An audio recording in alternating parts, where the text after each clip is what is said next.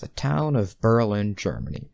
This town has a rich history for having a great divide between two very different ideologies, capitalism and communism. I'm your tour guide, host, whatever, through the history of Berlin. First, some background knowledge about Germany and World War II. After the Battle of the Bulge, the Allied powers, Britain, France, the United States, and the Soviet Union, had started to come close to taking over Germany. Hitler realized this, and ended his reign over Germany himself with a bullet.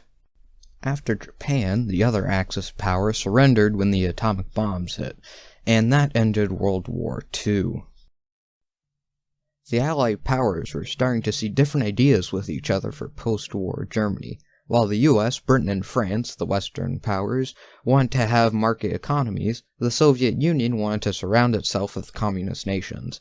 As time grew on, the former allies were starting to see their relations fade away, and there was a divide in Germany, split between the US, Britain, and France having the western half, and the Soviet Union with the east.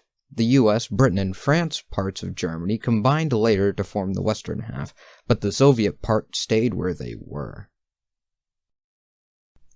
The Soviet countries restricted trade and movement with the Western powers. Because of this, there was an invisible border with the Soviet countries. This brings us to Berlin, as it was very complicated with this invisible border. While the city itself was entirely in the Soviet parts of Germany, post-war agreements were made so that the Western powers could operate within the city of Berlin, provided there was no conflict.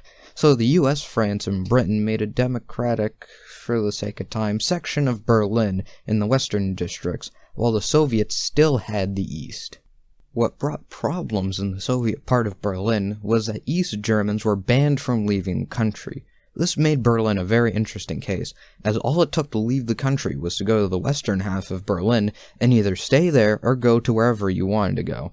This was great for everyone except for the Soviets, as they were losing their workforce to the western half.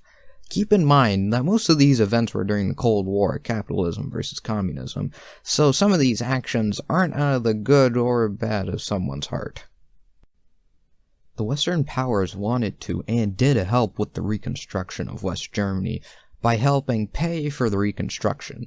In contrast, the Soviet Union took the resources of East Germany under them, taking it as war reparations.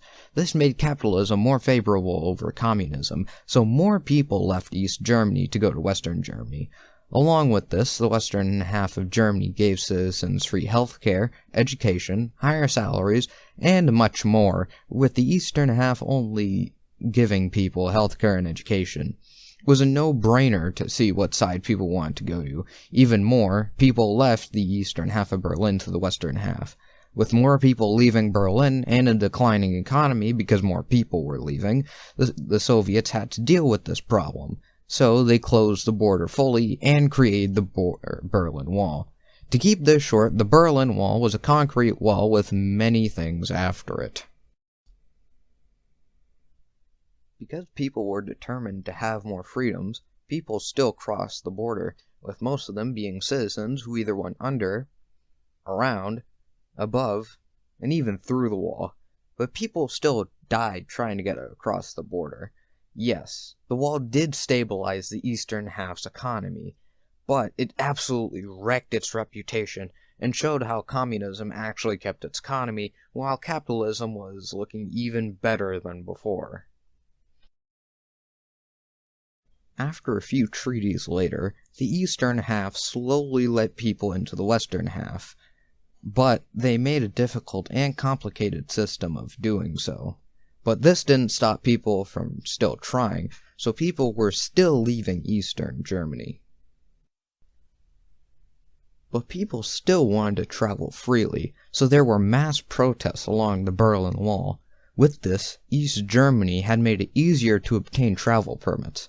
When the announcement was broadcasted, there were even more protests at the crossing points of the Berlin Wall.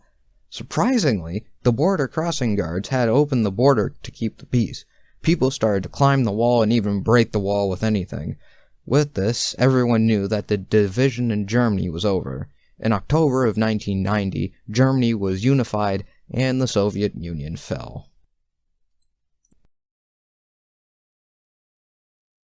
What does this point in history tell us? Well, for one, it shows that history is not all pretty, among other points in history. It also shows that people will get what they want, even if it's at the expense of others. You could also say that communism is worse than capitalism, but that's a story for another day, with the Cold War itself. The main thing to take away is that people will fight for unification, even when they are most divided.